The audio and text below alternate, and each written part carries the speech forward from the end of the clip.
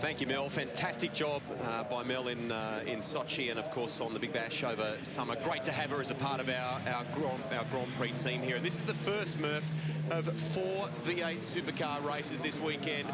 They're on the grid now, but they won't start on the grid. Today, something a little bit different. A double-file rolling start coming up. It's all new, and I can tell you from the drivers' briefing yesterday, some of the drivers had a lot of questions about this.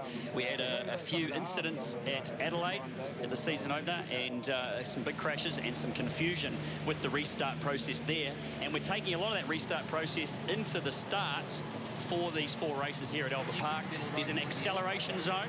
There's boards on the track that the cars drive up to in double file, and a green flag will be waved as the cars approach the acceleration zone.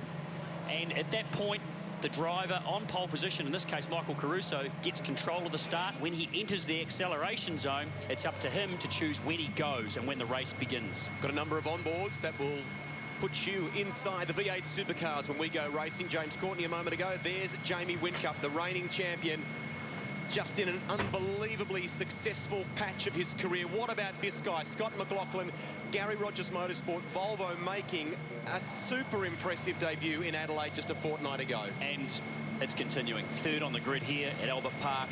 You know, they're a bit of a steamroller at the moment. Great job last year. We look at Mark Winterbottom here in car, not having a great start. And this weekend, all the FPR cars, you know, slow to get off the mark. Yep, they're struggling a little bit at the moment, and that issue of parity has raised its head again.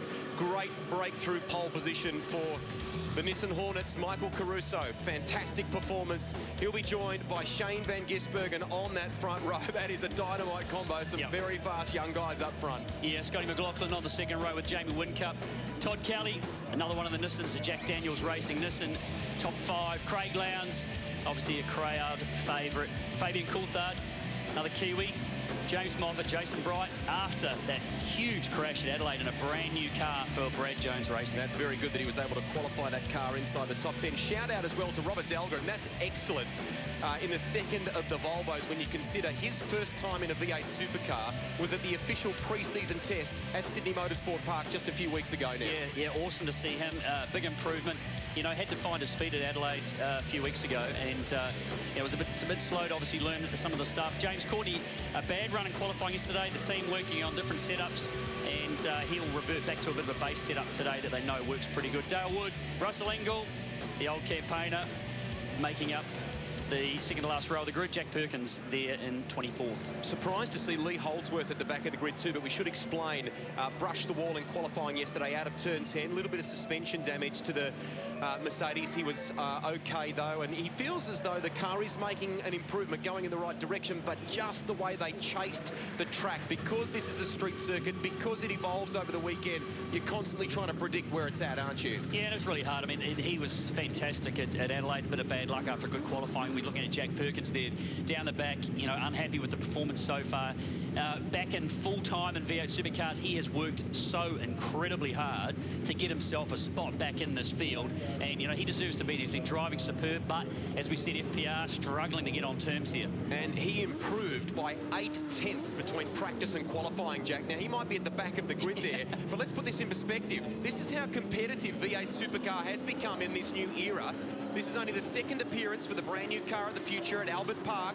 This entire field is covered by 1 second. That's remarkable. 5.3 kilometres, we got to remember. This is a very long circuit. I mean, one of my favourites. I mean, this circuit is just superb. I love racing here, as do all the guys. And we're obviously pretty honoured to be on the support category for a Formula 1 race, but the circuit is superb. 5.3K, so 1 second. 1 second separating the field is a phenomenal show of how competitive all these cars are. Mark Winterbottom, Bathurst winner just a few months ago. It was a great result for the Pepsi Max Ford Performance Racing team, but they're on the back foot a little bit here. They perhaps feel as though the Fords may not be the measure of some of the other makes in this category now. And Nissan 3 cars in the top 10. Haven't they done some great off-season work? Wonderful performance by Michael Caruso to get pole position, but he's not the only one. We should be giving some credit to James Moffat in the top 10 as well, and Todd Kelly in car 7, starting out of P5 after a great job in quali. Yeah, it was a big year last year, you know. Obviously getting the new cars working for those guys who bought in new marks. You know, big talk about aerodynamics, about the efficiency of the aerodynamics, the drag, all that coefficient. Drag coefficient and stuff like that, and the amount of downforce these cars are creating, and that was a big issue, talked about a lot. You know, the Nissan team, they worked very, very hard to get some changes implemented, and that happened over the break after the Sydney 500 was complete. And I would say, based on the performance so far, based on the performance at Adelaide, based on how quick they are here on a very different circuit that has got a lot of high-speed corners, you'd have to say that a lot of that has played into their hands, and it's worked, you know, considerably well for that team. If you follow the sport closely, you'll notice that it's a different livery, a different paint scheme for Michael Caruso's car. Special paint scheme for the races here at Albert Park. They're supporting Beyond Blue. The former Victorian Premier, the Honourable Jeff Kennett, was actually in the race suit in this garage on Thursday, and it's a great initiative. Norton continuing to support, and Symantec continuing to support Beyond Blue. So behind the safety car now, they'll file or gather up into 2 rows, nice and tight. They've only got 16 tyres for the weekend too, and Dunlop have given the teams the soft rubber. And that's created a couple of interesting situations too, hasn't it? Yeah, they've got 4 sets of tyres for the weekend, and they have to use, they've got 4 colours on each of those sets, and they've got to use that colour set of tyres at the start of each of these races. So they're keeping an eye on everybody. We've got a very level playing field as far as tyres are concerned. New set of tyres for every car for each race, which is fantastic. Now, the double file restart, they have to be sitting between 50 and 60 kilometres an hour as they present themselves to the green flag. There is a radar gun up there making sure that the leader is sitting in that speed, and if he is not, he will be in a bit of trouble. The race is scheduled for 10 laps or to finish under time. So at 11:29 local, 11:29 Eastern, plus 1 lap. So it could run to time. And we are ready. We are waiting for some fireworks. Damien White. Yeah, he'll be standing up on the starter's rostrum with that green flag in hand, determining if he is happy with their formation. As we can see them all forming up now, Mike Caruso will be the one setting the pace between 50-60k. He's moving Van Gisbergen right over to the left-hand side. They talked about this in the driver's briefing. He's got him right over as far as he can get him. As everybody else streams around the lineup, Jack Perkins comes around the back, Lee Holdsworth. He's got that car as far over as he can possibly get to get that run. There's those AZ boys. There it is, into turn 1. He wants the widest angle he can possibly get into 1. Here we go, he's inside the zone now. Get ready for fireworks. We are away and racing. They fan out. Everyone fans out as they enter the zone. Caruso with a great start. Van Gisbergen's going to look down the inside under brakes. I think he's got him. He's gone super deep. Van Gisbergen using all the road through 1 as they stream through. The techno entry of the Kiwi. Shane Van Gisbergen leads this for VIP Pet Foods. And it was a good move by the looks of it by Will Davison. Win Cup down the outside. Even Van Gisbergen's been caught a little bit here. He'll run him wide, though, onto the curb, using every bit of road. Caruso will not be happy with that start. He tried to push over to the left, but he should have been covering the right. Fabian Coulthard in the mix here, arguing with Craig Lowndes. Coulthard said, my car wasn't a great qualifying car in Adelaide, but it was a terrific race car. Look how hungry he is at the moment. Yeah, really hungry. Up inside Craig Lowndes as they stream through. Down the back, heading down to turn 10, a big braking part of the circuit and a passing opportunity. Caruso blocking McLaughlin, running the S into the corner. As we look at Tander down the inside, he's going to be a bit of a touch here. The 2 Nissans, the one Jack Daniels and the other Norton Hornet of Mr. Moffat, as Tander takes advantage of that little touch-up between those 2 cars. Look at Will Davison here, defensive. Chaz Mostert was the best of the Falcons on the grid, the best for Ford Performance Racing as well. He's hustling there in the Pepsi Max entry. And Tander maybe trying to by the Volvo up the inside of our pole sitter, Michael Caruso. That's for 3rd place. And the over and under, Caruso comes back at him. He got a great run. He's going to hold the outside. He should be able to stay there and get the run. The inside run into the second to last corner. Some super stuff there, but the Volvo, so impressive. And it sounds so different too, doesn't it? Very European sound. Coulthard now running with those three as they battle for third. Look at Whincup, edge right up on the back of that VIP Pet Foods entry. In the background, Davison moving right over to the left. He's looking to block it. Rick Kelly's on the grass. Down into one. Has he made the move? Yes, he has. He's got through on Davison. Bright hustling behind. We'll talk more about Jason Bright's car in the broadcast today. They have worked super hard, Team BOC, to get him here. Whincup hustling and pushing. And looking strong. Kimi Räikkönen arrives at the circuit. In style too, Russ. Yeah, in style. What a way to go. Day one practice. We can't wait to see these new Formula One cars on circuit, and what a combination at Ferrari this year. The double world champion in Fernando Alonso and Räikkönen back in red colours. Terrific to see him returning to Ferrari. That is going to be exciting times. Seeing him there, teaming up with Fernando Alonso. As we go back to the action, Jason Bright looking pretty racy at the back, behind Davison. Not able to make an opportunity this time into turn 10, but he's looking very strong. Gee, they worked hard at Brad Jones Racing, didn't they, in that short window between the races to get that new car ready. This is good stuff from Van Gisbergen. This guy... He's challenged at the moment, though. He's challenged, but he just loves driving, whether it's drifting. He took part in the Daytona 24-hour in the last few months as well and got rave reviews there. Jeroen Bleekemolen helped tip him into that ride, didn't he? And here's Whincup now. Look how racy Whincup is looking. He looks desperate. Obviously qualified on the second row for this race. He would be looking at every bit of information last night to work out how he can improve. They would have worked hard on that car, and it's looking very good this morning. Scott McLaughlin looking real good, though, behind him. Let's listen here on board with Whincup.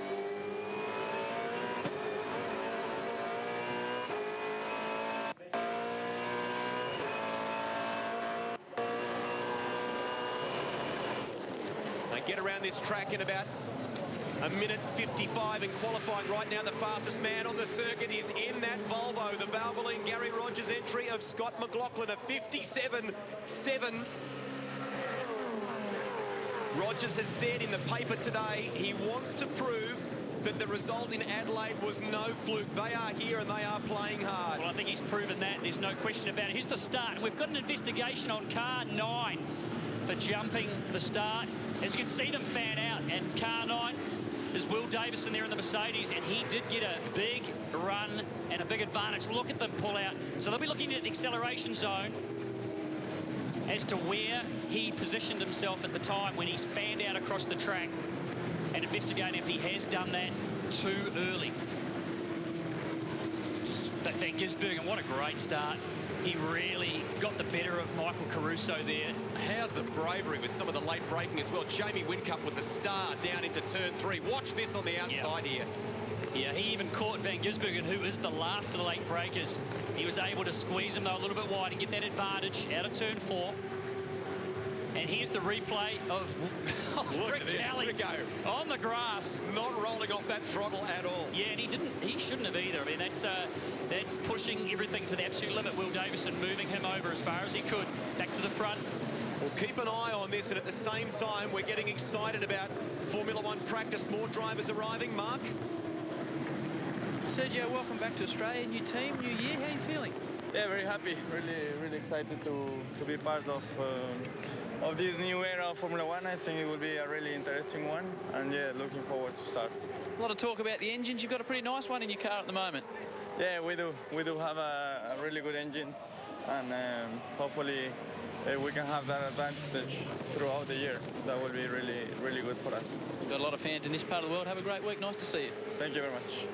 Mark Howard there with a very calm Sergio Perez. It would not have been that way either in that Red Bull Commodore or the Volvo S60. What about that on the front straight? This is on. Yeah, this is on, and it's getting a little bit over the top as far as I'm concerned with the blocking.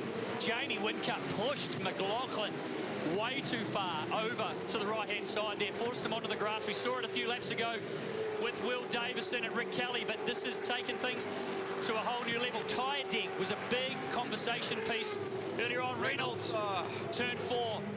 Recovering. He sounded flat yesterday, like Jack Perkins as well, just not able to to get the result. Has everybody stepped up around them during the off-season? Maybe that's an issue. This is all working out well for Shane van Gisbergen. Yeah, well, he's held a really good pace. He held on early on. The setup of his car didn't look too good on those tyres the first few laps, sorry, while Whincup was putting the pressure on. But Whincup has had a couple of issues here. McLaughlin's put the pressure on, had a couple of runs at him, and the gap's opened up. That'll give Shane the opportunity to look after his tyres. The teams were talking about tyre degradation on the circuit, saying that the soft tyre, the long loaded corners is having a bigger effect than maybe what they thought it was. McLaughlin having another look. Jamie Whincup strong under brakes though. McLaughlin, I think though, he's going to have another crack here. Here's the replay onto the front straight on the last lap. Whincup moved him right over, too far. Oh, how close do you like it? Too far, and I wouldn't be surprised if there's a little bit of an investigation into that one. This is wild. There are no championship points to play for here. Which is great. We have points to determine an overall winner for the weekend and double points in Sunday's final race. Everyone wanting to walk away from here without any incidents. This is wild. We'll grab a break. Stay with us, whatever you do. We're racing at Albert Park, and it's game on in the V8 Supercars. Stick around.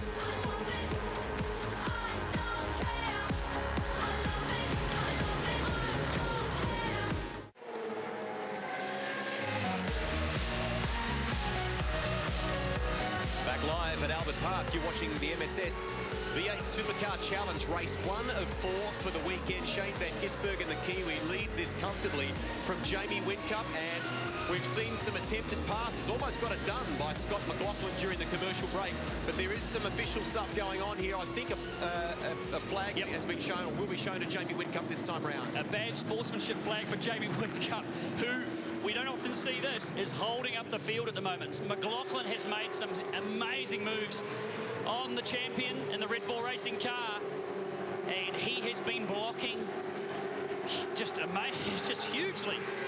I can't believe it, actually. It's not what we're used to seeing. Shane van Gisbergen has managed to be able to just get a huge lead on the rest of the field. And we have Roland Day standing by as we see some debris on the road. Roland, welcome. It's on the track there. I would have thought most people would have wanted to walk away from Albert Park with no issues or damage. How did you sort of see that before between Jamie and Scott McLaughlin? Yeah, it was interesting. Jamie blocked him down into turn 1, but McLaughlin didn't have an overlap at that point. So you know, I think it's all pretty fair at the moment, but everyone needs a reminder probably. But it's making the racing, isn't it? We want to try and keep that Kiwi under control. We don't want too many Kiwis getting out of control here. Mate, what's wrong with the Kiwis, Roland? Yeah, exactly. Oh. Roland, while we've got you, fans of the sport would have noticed what appears to be increasing tensions with Ryan Walkinshaw. Is there anything in that? Is it okay? What can you tell the fans watching the sport today? We've all got to have a little bit of controversy, haven't we? In the sport, it'd be dull as dishwater if we were all big mates all the time. It's a bit of fun that we've got to have. But I'm doing a breakfast tomorrow with Tim Edwards and Adrian Burgess, and we're joking about it in the week. It's part of what we do. You know, we don't want to be too bland, do we? Not at all. Hey, mate. Just on this, I've been a little bit surprised. Obviously, Shane had maybe a different sort of start to that race, maybe tyre pressures, that kind of thing. And at the moment, we do see Jamie sort of having to defend. He was very strong at the start. So what are you putting that down to? Setup or tyre pressure, or you know, what have you done to the car? Yeah, I mean, I don't actually know what we've done this morning. I've left everyone to their own devices here, but you've hit the nail on the head. There's probably some differences in the air pressures going into the start of this race between the cars. Looked as though the Nissan might have been very low to start with. Jamie might have been a little bit higher, and now it's all stabilized a little bit more. So the fight between Jamie and Scotty McLaughlin gave Shane a break, which he's taken very, very well, frankly, from probably being a little bit weak in the first lap.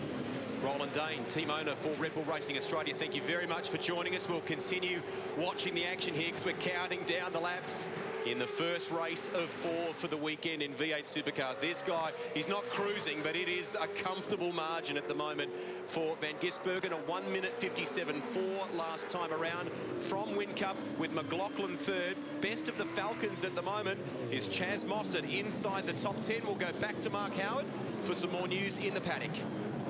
Felipe, great to see you back in Australia. New team, new season. Exciting times for yourself. Yeah, it's very excited. So now it is start. So I hope we can have a good start, good race in front of these great people. They love you in this part of the world. It's been a really unusual testing, so no one's quite sure what to expect this afternoon. Yeah, I think it's true. I mean, now we're gonna start having some answers. You know how we are compared to the other teams, how they are as well. You know, and yeah, now is where it counts. We appreciate your time. Enjoy the sunshine. Enjoy the crowd. Thanks. Thank you. And you know, the telling thing there is the smile for Felipe Massa during the break. He moved from Ferrari to Williams. His engineer, Rob Smedley, has come with him, and that looks like a genius move. Williams switching from Renault power to Mercedes, and they've been really strong in testing. We'll see today in practice live here whether it's the real deal, but certainly in the pre-season it looks very good for a resurgence from Williams. That's a great story if it is. Van Gisbergen continuing to lead.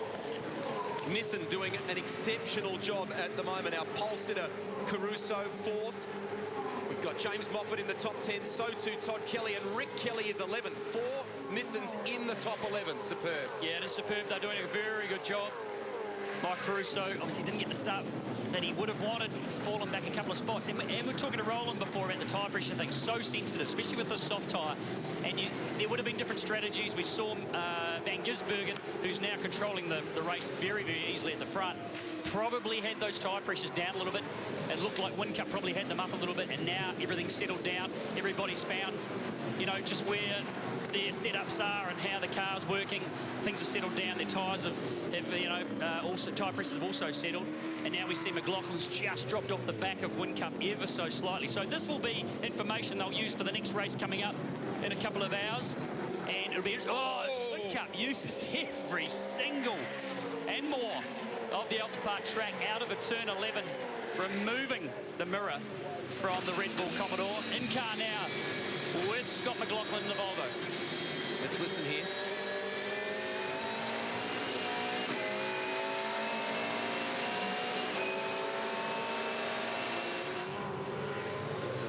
Just watching the wheel work, and you can see, oh, Lowndes has gone deep. I think he's run wide. Had a bit of a lock up in the rear. And he's under pressure now. Yep. Tander's made the move. It just saw the rear of the Red Bull 888 car move ever so slightly under brakes, and that would have drifted him a little bit wide. Gave Tander the opportunity to get past, as we see them just finishing off that manoeuvre now with James Moffat looking on, trying to capitalise. As they start the last lap. Yep. Van Gisbergen 1 lap to go, 5.3 Ks, the Albert Park circuit. Whincup looking comfortable. What a way to open the day. We literally welcomed you and said, let's go racing. And this has set the tone for the weekend. Still 3 races to come after this one. And as we said before, double points on offer on Sunday.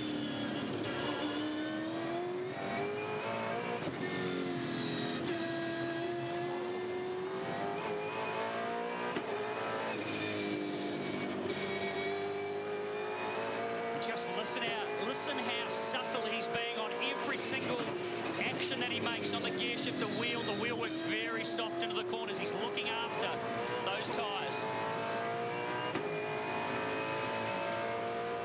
Very smooth on the throttle, as we see the 2 Jack Daniels cars, the brothers Kelly, going still at it. They're on Chaz Mostert. This is the last lap. Will Davison's in on that battle too, in the Erebus Mercedes, and getting a good run out of turn 10 through 11. Rick has had to cover. So the race is not over. Still the fight goes on with a half a lap to run for these guys at the front. Shane Van Gisbergen will be cruising at this stage, still setting the fastest second sector. Shout out in the background there to Mark Winterbottom. Started 18th on the grid, has clawed his way to 13th. Not quite close enough to that battle, that group we were just watching. But this guy is about to take it out. The Techno team certainly in the last 12 months, they have come on in leaps and bounds. And look trademark for the crowd. A trademark Shane van Gisbergen finishing this race. The first one here at Albert Park. What a great win. Well controlled, well driven. Race 1 victory to the Kiwi. Jamie Whincup will finish in 2nd place. Hard luck for Michael Caruso, the pole sitter, finishes outside the top 3, and Scott McLaughlin, another very strong showing from Volvo. Mostert inside the top 10 for Ford Performance Racing. As we take a look at the results, 75 points for the opening race. They get 75 for each of the races. But on Sunday, there's 150 up for grabs. And remember, they've got a bank of tyres, 16 soft Dunlop tyres that they've got to manage right across this weekend. So well done to the top 3 there. Garth Tander, will we see him win another race and challenge that tally that Russell Ingall has had? He's had some terrific race results here, Ingall, over the years, and is kind of the master of Albert Park, certainly in history terms. And in history terms, he is. He probably won't be too happy with his finish there in 19th today, but as you can see by the times, a big gaggle of cars there that were very close. Mark Winterbottom, as you said before, 13th there. Jason Bright had an off. He was well inside the top 10 and had an excursion that we didn't see. James Courtney moved forward from outside the 20 into 15th. As you see, Scott Pye, Jack Perkins, Darwood, David Waugh and David Reynolds after that spin, which I think he was helped by someone, finishing up the field. Shame for Robert Dahlgren as well, who had qualified so well, drifted back. But that's only the first race.